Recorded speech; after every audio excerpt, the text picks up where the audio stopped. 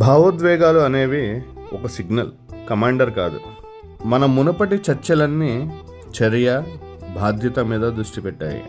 ఈరోజు ఆ చర్యలను ప్రారంభించే లేదా అడ్డుకునే అంతర్గత వ్యవస్థ గురించి మాట్లాడుకుందాం. మన భావోద్వేగాలు. ఈ చిత్రం ఒక విప్లవాత్మకమైన ఆలోచనను అందిస్తుంది.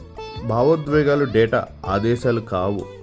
అంటే అవి సమాచారం ఇచ్చే సంకేతాలు, మన చర్యలకు ఏకైక ఆజ్ఞలు కావు. మన శరీరం ఒక సున్నితమైన వ్యవస్థ.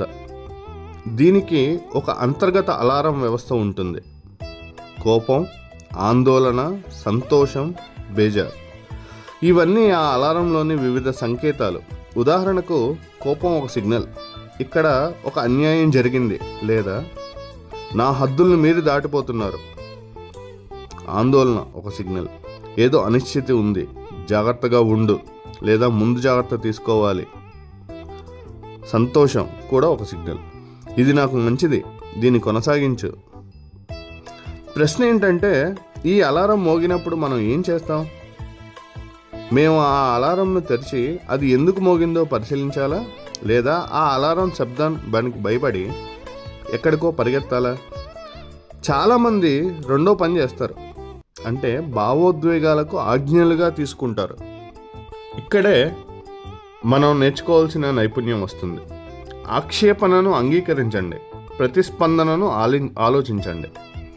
ఇది 2 దశల ప్రక్రియ. నేను ఇప్పుడు ఈ భావాన్ని అనుభవిస్తున్నాను అని గుర్తించండి. నాకు కోపం వస్తుంది లేదా నేను ఆందోళన చెందుతున్నాను అని మీకు మీరే చెప్పుకోండి. దాన్ని నిరోధించవద్దు. అది ఒక సమాచార ప్యాకెట్. ఇప్పుడు ఆ ప్యాకెట్ తెరిచి చూడండి. ఈ కోపానికి కారణం ఏంటి? ఇది నిజంగా అన్యాయమా లేదా నా అవగాహనలో పొరపాట? ఈ ఆందోళన నాకు ఏం చెప్తుంది? నేను దేనికి భయపడుతున్నాను? ఆ భయం వాస్తవికమైందేనా అని ప్రశ్నించుకోండి. ఈ 2 దశల మధ్య ఉన్న చిన్న విరామమే మనుష్యత్వానికి మరియు జంతుత్వానికి మధ్య ఉన్న తేడా. అదే వివేచన. ఇది నిజ జీవితంలో ఎలా పనిచేస్తుందో చూద్దాం. సోషల్ మీడియాలో ఎవరో మిమ్మల్ని అవమానించిన పోస్ట్ పెట్టారు. మీ మొదటి భావోద్వేగం కోపం. ఇప్పుడు మీరు దాన్ని ఆదేశంగా తీసుకుంటే మీరు వెంటనే ఒక కోపంతో కూడిన కామెంట్ వేస్తారు. ఆ తర్వాత వాదన, మానసిక ఒత్తిడి ఇవన్నీ వస్తాయి.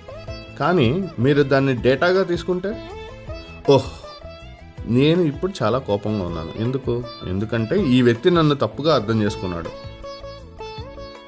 ఇప్పుడు వివేచనతో ఆలోచించండి. ఈ ప్రతిస్పందన నాకు ఎలాంటి ఫలితం ఇస్తుంది? నేను ఇగ్నోర్ చేయాలా లేదా ప్రశాంతంగా సరిచేసి చెప్పాలా?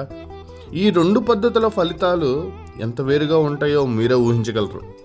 కాబట్టి ఫ్రెండ్స్, ఇది బలహీనత కాదు, ఇది ఒక అత్యంత శక్తివంతమైన నైపుణ్యం. నేటి వేగవంతమైన భావోద్వేగాలను రేకెత్తించే ప్రపంచంలో మీ భావోద్వేగాలకు బానిసలుగా మారకుండా ఉండటమే అతిపెద్ద సవాల్. మీరు మీ మెదడులోని సమస్య పరిష్కార భాగాన్ని ఎలా ఉపయోగించుకోవాలో నేర్చుకోవాలి. మీరు మీ జీవితంలోని డ్రైవర్. మీ భావోద్వేగాలు మీ రోడ్డు పరిస్థితులు, వార్నింగ్ లైట్స్ చూపించే నావిగేషన్ సిస్టమ్స్. కానీ స్టీరింగ్ వీల్, బ్రేక్, యాక్సలరేటర్ అవన్నీ మీ చేతుల్లోనే ఉన్నాయి. సిస్టమ్ ఏం చెప్తుందో వినండి. అయినా ఎక్కడికి తిరగాలో, ఎలా తిరగాలో తుది నిర్ణయం మీదే. మీ భావాలను గౌరవించండి, వాటి నుండి నేర్చుకోండి. కానీ వాటికి మీ జీవితం యొక్క పూర్తి నియంత్రణను ఇవ్వకండి. ఎందుకంటే అవి డేటా, ఆదేశాలు కావు. ధన్యవాదాలు. From Kriti Eco studios.